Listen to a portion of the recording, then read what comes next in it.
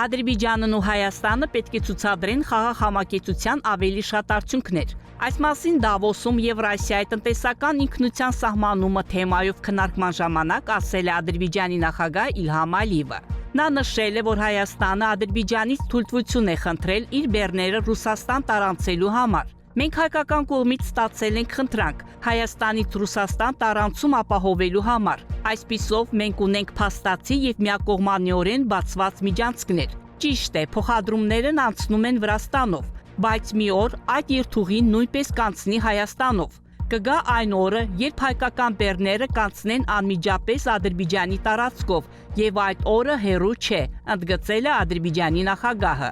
Տրիպով եւ Ամերիկայի Միացյալ Նահանգների վերահսկողությամբ հաղորդակցության պրոյեկտով մենք նոր տրանսպորտային միջանցք ենք ստեղծում Կենտրոնական Ասիայից Կասպից ծովով, Ադրբեջանով, Հայաստանով, Նախճիվանով, Թուրքիայով դեպի Եվրոպա։ Ադրբեջանի ղեկավարը անդրադարձել է նաև հայ-թուրքական հարաբերություններին, ասելով, որ կարգավորման գործընթացն ընթանում է հայ-ադրբեջանականին զուգահեռ։ Անշուշտ, այդ գործընթացները կավարտվեն միաժամանակ Թուրքիայի եւ Հայաստանի, ինչպես նաև Ադրբեջանի ու Հայաստանի միջև դիվանագիտական հարաբերությունների հաստատմամբ, հավելել է նա։ Ես շատ լավատես եմ, քանի որ մեր ձեռքբերումները իսկապես հսկայական օգուտներ են բերում, ինչպես Հայաստանին, այնպես էլ Ադրբեջանին, ինչպես նաև Հարավային Կովկասին, նշել է պետության ղեկավարը։ Երկու կողմերի ուժեղ քաղաքական կամքի եւ խաղաղության նկատմամբ հանձնառության դեպքում հաշտեցումը հնարավոր է համեմատաբար կարճ ժամանակահատվածում։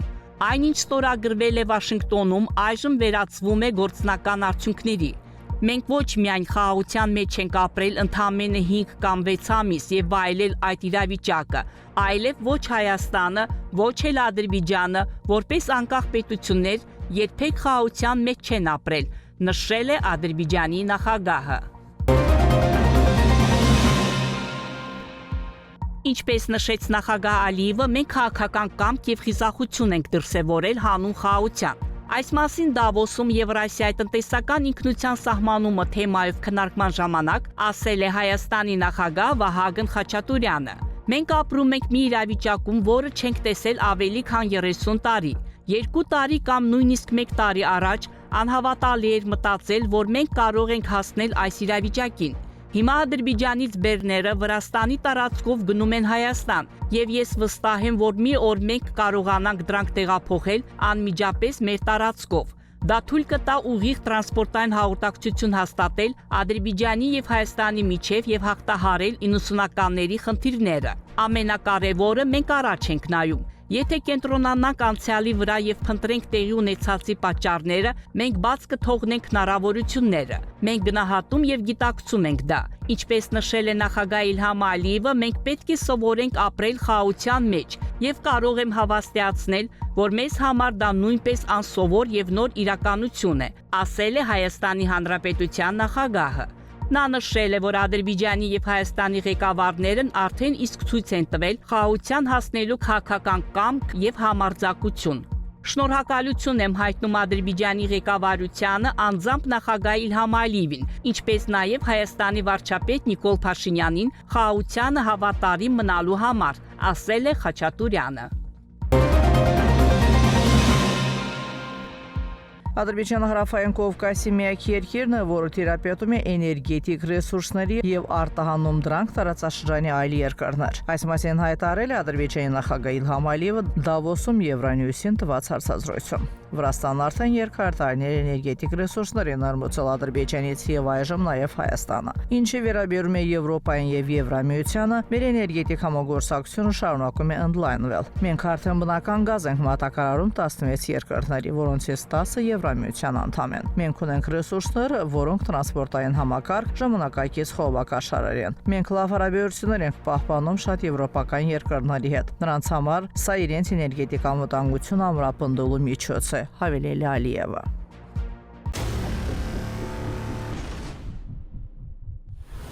Մեր ալիքի տեղեկատվական գործընկերն է Երևան տեղեկատվական վերլուծական կենտրոնը։ Ադրբեջանցի եւ արտասահմանյան հեղինակների արդի վերլուծական նյութեր, հարցազրույցներ եւ հրապարակումներ, տարածաշրջանի պատմության, այսօրվա իրողությունների, ինչպես նաեւ ազգամիջյան հակամարտությունների պատճառների եւ հետևանքների վերաբերյալ։ Բոլոր այս նյութերին դուք կարող եք ծանոթանալ այցելելով կենտրոնի Իրավանասկոմ կայքի Facebook-յան էջը։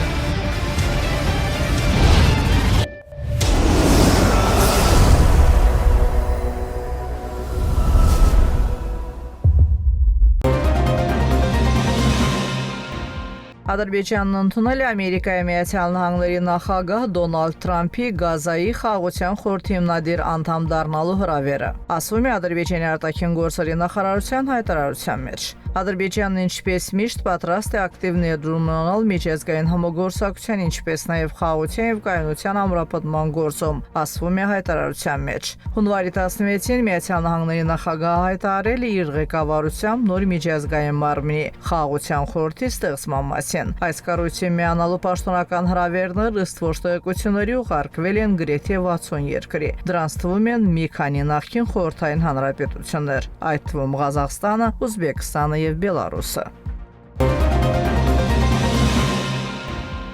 Ադրբեջանի նախագահ Իլհամ Ալիևի հանրականի համաձայն շարունակվում է մեծ վերադարձ օկուպացիայից ստացագրված տարածքներ։ Խանքենդի քաղաքին տեղափոխվում ընտանիքներ, որոնք նախկինում ժամանակավորապես բնակվել են երկրի տարբեր շրջաններում, հիմնականում հանրակացարաններում, առողջարաններում եւ վարչական շենքերում։ Առաջին փուլում Խանքենդի է տեղափոխվում 36 ընտանիք, 162 մարդ։ Հայրենիք վերադարձող բնակիչները շնորհակալություն են հայտնել նախագահ Իլհամ Ալիևին եւ առաջին փոխնախագահ Մեհրիբան Ալիևային պետական համակողմանի աջակցության համար։ Նրանք նաև երախտագիտություն են հայտնել Քաջարի ադրբեջանական բանակին, նրա հերոս զինվորներին եւ սպաներին, հարգել են հայրենի հողերի ազատագրման համար իրենց կյանքը զոհաբերած նահատակների հիշատակը։